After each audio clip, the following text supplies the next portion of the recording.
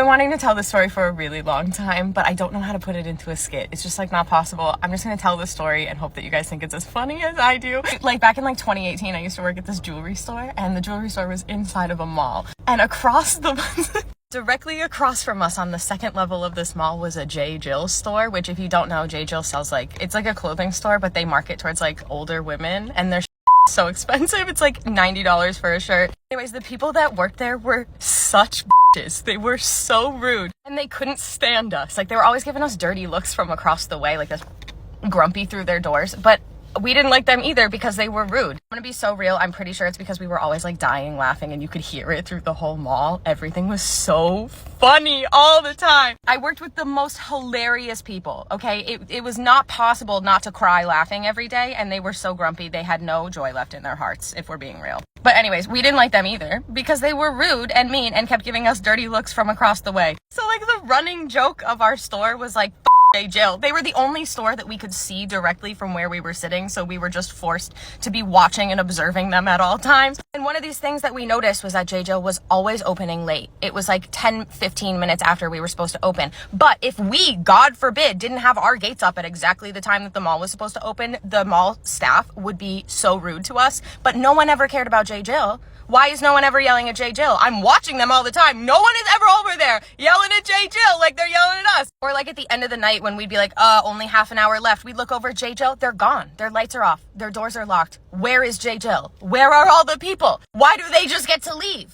Like, we are contractually obligated with this mall to stay open during business hours. So like, why do you get to just go home? Oh, it made us so mad. So it was just the running joke between everyone that worked there. Okay, ready? So that's like the backstory. So then the holiday rolls around and holiday mall hours hit, which means that our store has to stay open. Like, we have to open an hour earlier and close an hour later than we're used to doing. And as soon as we get the notification that like they're starting next week and like our store has to abide by these rules because we're part of the mall, blah, blah, we look at it and we go, okay, like, but is J. Jill gonna follow the rules? Like, will J. Jill open an hour early and close an hour late? No, they didn't. Not only are they not listening to the mall holiday hours, but they're opening and closing like later than their original time was supposed to be. So we start talking shit with all the other mall employees, as you do. We were right next to the food court, so we were a prime location to play Pokemon Go. We were talking shit and we were like, why does J. Jill not get to follow the mall rules? And then the guy from Olympia would be like, wait, what the f? Because I did this one day and I got yelled at and they like threatened to fine me. And we're like, this is an injustice. This is absolutely ridiculous. And meanwhile, these bitches are still giving us the grumpy face from across the way like this.